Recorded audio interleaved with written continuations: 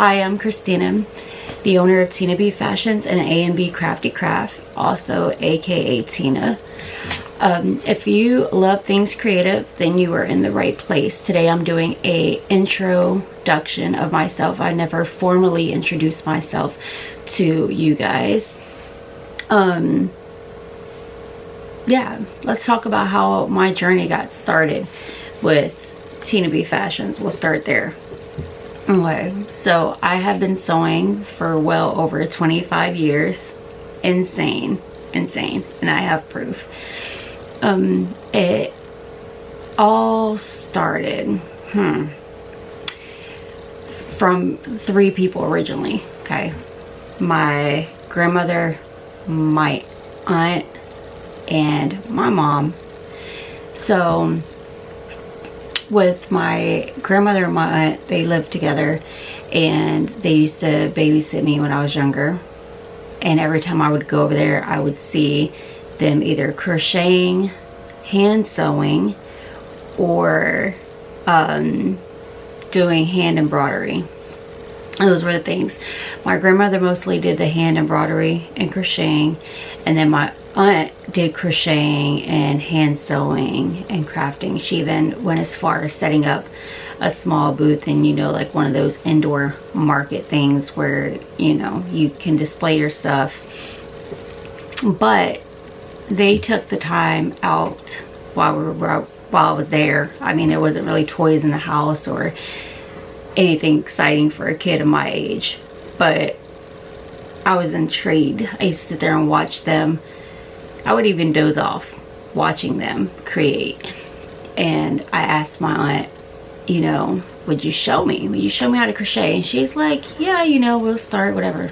Boy, did that open up a can of worms. This woman, who I hold dear to my heart, she was a perfectionist. Okay, so imagine being as young as me and trying to learn to crochet, and I would be like, oh, I got it, but then I would realize like something didn't look right, and she would overlook my work, and she'll takes her 2 seconds to find a missed stitch or where I didn't do something right, and she always laughs because I never hold my hook and yarn the conventional way. Like, I have my own way to do it, but it works for me. And she used to laugh at me about that. It didn't matter how many times she tried to correct me. It was completely insane.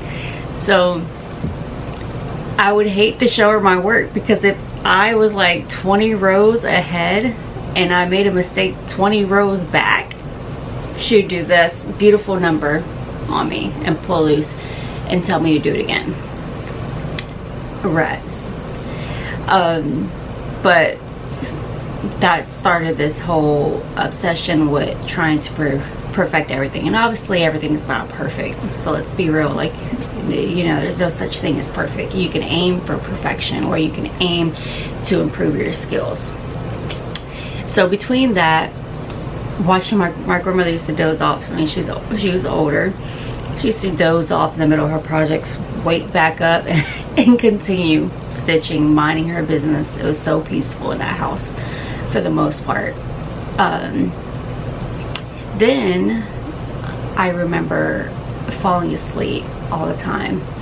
My bedroom shared the wall of my mother's sewing machine, like sewing room. So I would lay in bed late at night listening to the motors on her sewing machine just turn and turn and turn. And she enjoyed making our clothes. So she used to make me church clothes, she used to make my brother clothes and clothes for school, but that's all. Like, she stayed mostly using just strictly 100% cotton, and that was her thing, her niche, making kids clothes. So during that time, my grandmother had started to fall ill, and my mom spent a lot of time taking care of her. We were told never to go in her sewing room, not to touch her scissors, not to touch her machine, not to touch her stuff. So she was away at the hospital with my grandmother at this time, and I snuck into her sewing room. I have no idea what my father was. Like, probably working, who knows. But I snuck into my mom's sewing room because I knew she was away and she would be away for a while. And to sew. So I found some scrap fabric that I figured she didn't care about. And I just started cutting it up. And I cut it up in squares. And I made my grandmother a quilt. My first quilt ever. And I have a photo of it. And on it, I embroidered with this particular machine because of sewing and like the little embroidery stitch where it stitches out letters. So I stitched on it and then I made her a silly face pillow. But this was over. Yeah, we're in 20. So this, oh, I'm sorry. So this was 26 years ago, not 25. And I had been doing, you know, little stuff here and there. But maybe you can see that. This has to be the worst quilting ever. Ever. Do you see how off every block line, everything? So I did this one, I did this pillow to match, and then I did this pillow. But do you see how bad those lines are? That is completely awful. And then you can see the date, 2020. Para mi abuela. But thankfully, my skills have improved since then. This one's so embarrassing. I guess it's not embarrassing for my age at the time, but pretty embarrassing compared to how I stitch now. So I have developed a long train of things. From that, I just started sewing little stuff here and there, Barbie doll clothes, I mean anything you would sew as a kid. I started experimenting with different fabrics around that time. Then I got to high school. I believe it was high school. I want to say it was high school. Got to high school, and you know how like back then you could choose electives, so you could choose like a genre that you wanted to add to your regular base courses. And my school offered a sewing class, and I was like, oh, I gotta take it. I want to take it. Worst. The worst experience ever. I'm not gonna say names, but I had a teacher who tried to fail me in the sewing class, which was very particular. So in her sewing class, she started off by telling the students like it would take the whole quarter or the whole semester to make one piece of garment, blah blah blah blah blah. And I'm like, okay, it's not gonna take that long. Our classes were like 45 minutes, so I'm thinking, yeah, no. So I made a complete outfit within being the first week, and she tried to fail me because I left my edges raw on fabric that did not fray because I wanted to serge it. All these things. Needless to say, my mother and the principal got involved, and the principal was like, you can't fail her. It's a garment. She could wear it. She could put it on. You know, it's finished in her eyes. Because when it comes to fashion, everyone has a different outlook on it. Like, I could believe you could teach techniques, but I don't believe you can teach creativity. Creativity, whether it's art, whether it's paper crafting, whether it's design, whether it's clothing, whatever it is that has to do with art. I believe you could teach techniques, but you cannot teach creativity. It has to be the individual's preference. Anyways, during her class, we had also gotten where a whole bunch of students got shoved into her class like 2 weeks in, and she asked me to help them in her class, help them get caught up in stuff while she just went on. We would sew on paper to do straight lines. I mean, it was pretty basic stuff. Anyways, but the principal ended up telling me, hey, you can't fail her. At the end of her class, she came up to me. This is the end of, you know, we're getting ready. This is the last day we're going to see each other, thankfully.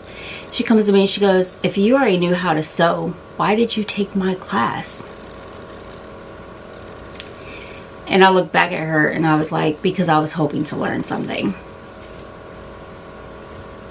Seriously, like we sign up for a class to better our skills most of the time. We don't just take something because, you know, oh, we're first timers. She didn't say on her course that this is for first timer basic. And either way, like sometimes you need review. You need review on needles and fabric types, and those are all the things we did not go over in her class. Anyways, but my point is, you never stop learning. So yes, I came from a background of crafters, but it was up to me to take that information and elevate it to self-teach. So aside from that, I did not take a fashion design school. Haven't graduated from fashion design, haven't done any of that. I did, however, study interior design because I love it. Is it something I want to do? Possibly. No, it's not. But I do have my diploma in interior design. Did graduate from that with National Honor Society, but still true to me has always been my background and my love for sewing and creating. Just being able to take something and turn it, well, take nothing and turn it into something, whether it's scraps, whether it's whatever. So that's like my little background story. From there, I just started sewing. I have sewed, when I first started, I started with dance wear, and then it kind of evolved. I have other photos. Let me show you these, guys. I have made so much, and of course I'm not going to bore you because like everything is ridiculous. I started off with blankets out of fleece. It's weird, I know, probably wouldn't do that again, but before I owned an embroidery machine, I would sit there and hand cut the letters and stitch around them for the child's name on them. I did that while working for working at a grocery store. I was I worked in receiving. But anyways, I won't say what grocery store because I soon left them. I have done swimwear. This is like the old scrappy book, so you gotta kind of like ignore me. I've done swimwear, love it, and then I included a sample of the fabric from after I cut. I've done so much. One of the things that kicked off far as like a business for me, one of the things that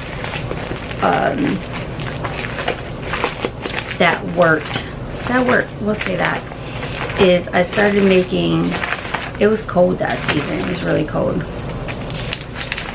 This is old me too. So I made these and posted them. I don't even recall making the matching beanie, but whatever. I have fleece, and then I wind up doing one leg one color and one leg the other color. But the truth behind that is I didn't have enough of the same fabric, but I knew I wanted pink. I didn't have enough same fabric to do both pants legs. So that's how that came about. Silly, but it worked. And then from there I got orders. That one post, I started getting orders. I did a whole family's PJ set thing out of those pants. And I mean, I did sports and all that starting off, not being naive of copyright, but so many. And that was like the beginning of my journey. From there I get excited. From there I started excelling. Like I made this frozen dress. I don't know why I have to re-hoop them, but I went as far as stenciling snowflakes on the tool. I don't know why I get excited about these. This is like me laying it out, how it's gonna look before I attach the skirt and the bodice. I even did hand beading of snowflakes on there. Can you see that? And I did another one too. This one was for the same little girl. All that hand beading. Let's see if it's gonna focus. And that was the end result of the dress. I have, like, it was beautiful. The mom wanted a dress that kind of matched her dress. Had like that same flowy style. This is the back. I did a little tie-up corset for the little girl. And here she is with it on. I'm trying to get it to focus. There you go. So stunning. I have done so much that I can't even keep track. Some people come up to me and they're like, oh, you made me this, and I'm like, did I really? I don't even remember. Or they'll be like, that one thing you did. I've done, I'll hide her face. I've done revamps where I've added African fabric to items. This is for her birthday. Try not to show people's faces in these. Oh, this one was fun. I took a wedding dress and they wanted to continue using it. So I took the wedding dress and I chopped it up and made the family stockings of the wedding dress. That was a hit. Here's a close-up of those stockings. But I used the mother's dress to make all the kids' stockings out of them. Focus, well, camera. And she got a tree skirt out of it. But I jumped from that to doing, I've done upholstery. This is Harley Davidson seat, right? That I covered. It's good. That was after I had got my walking foot in, so that was exciting. I've done other upholstery from, I took like these oogly chairs and turned those in there. I've done so much. I don't even know, but I love it. Let's move on because I can go on and show you forever what I'm doing. So I talked about how long I've been sewing. I talked about my passion for creativity and like where it came from.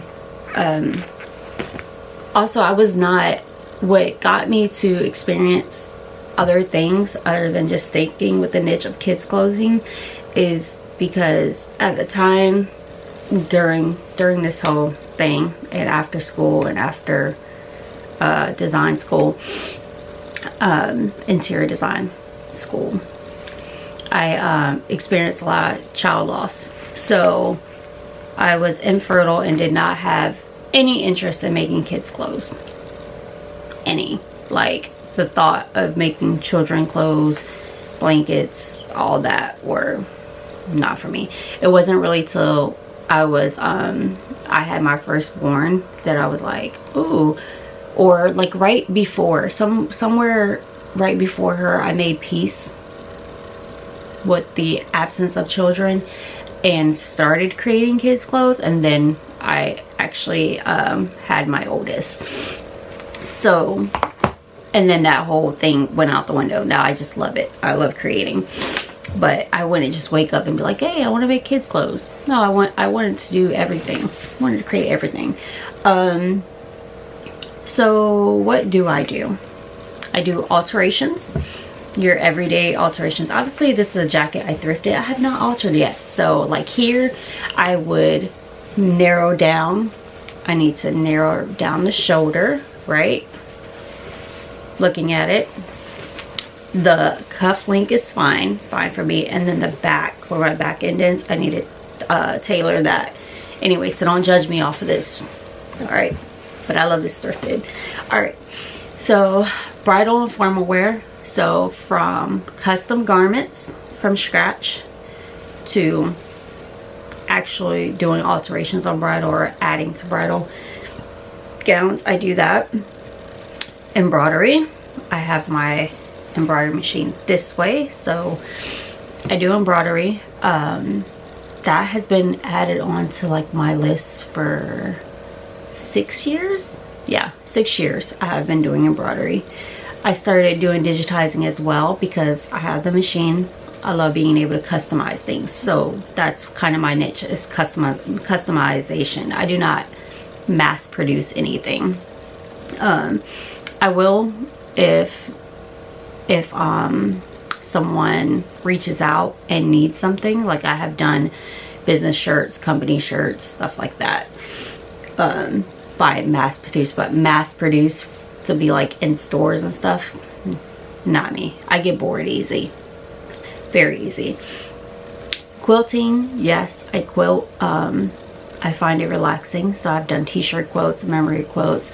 I've done quilts for gifts, holiday quilts, and of course upholstery. So I've done furniture, sofas, chairs, folder seats, all that, and customize them. I will even do embroidery on them. So I have that. I do t-shirts, and I use the methods of sublimation, HTV, and DTF. I've used those. What else? So that's kind of like, that's pretty much everything that I do in like a niche.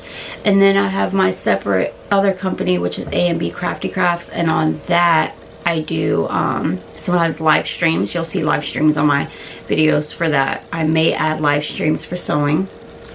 But I do live streams with paper crafting, creating cards. I sell card kits, embellishments, and things like that over on my A&B Crafty Crafts Etsy. So I have that going on. I have 2 Etsy. So I have that, and I have Etsy called Exclusive TB, and on there I sell like iron-on patches, kids clothing, things like that, embroidered shirts and whatnot.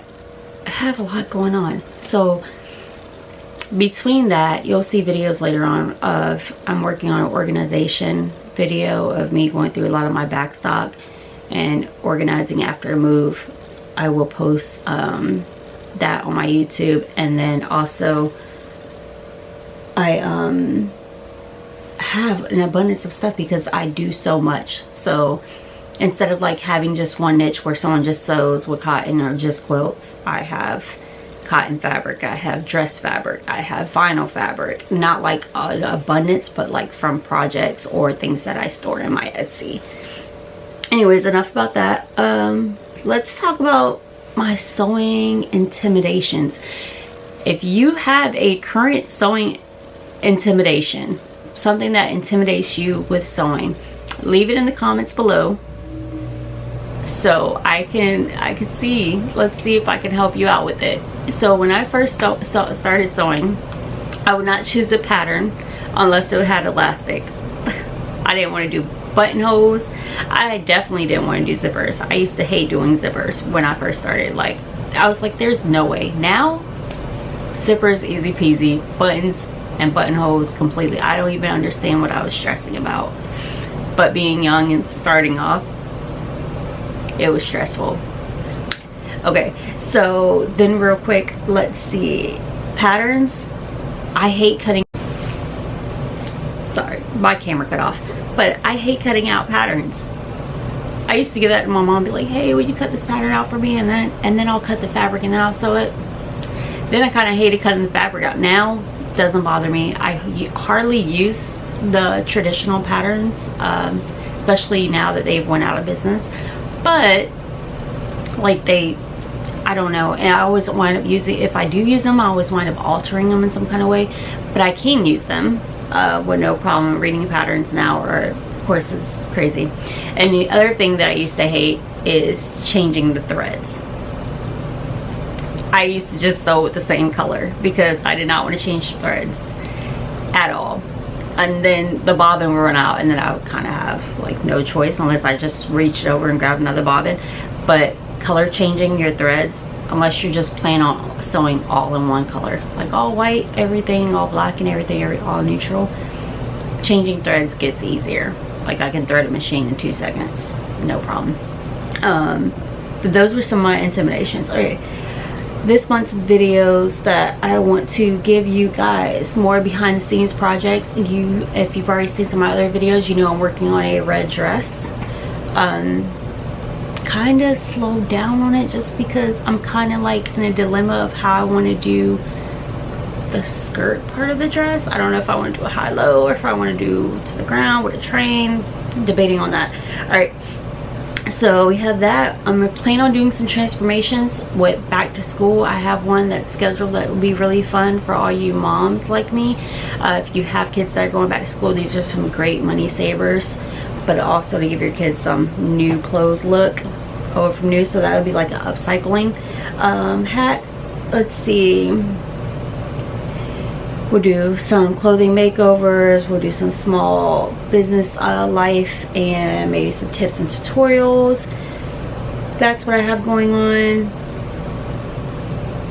So currently I'm rebuilding my business in a different state from scratch. So I'm starting like all over again, essentially, with clients. So that's kind of like my journey going on now. You'll see me fill Etsy orders and do all that stuff. So if you enjoy crafting or entrepreneurship, love seeing creative things, love making creative things, then I'm hoping you go ahead, subscribe to my channel. It's completely free. Give this video a thumbs up. Enjoy me on the journey. Okay, I'm looking forward to commenting back as much as I can with you guys, building a beautiful creative space where we can all share ideas and work together, build each other up, essentially.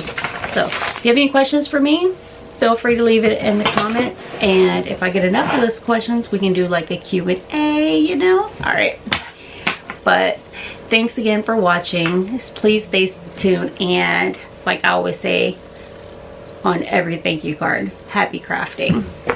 Bye.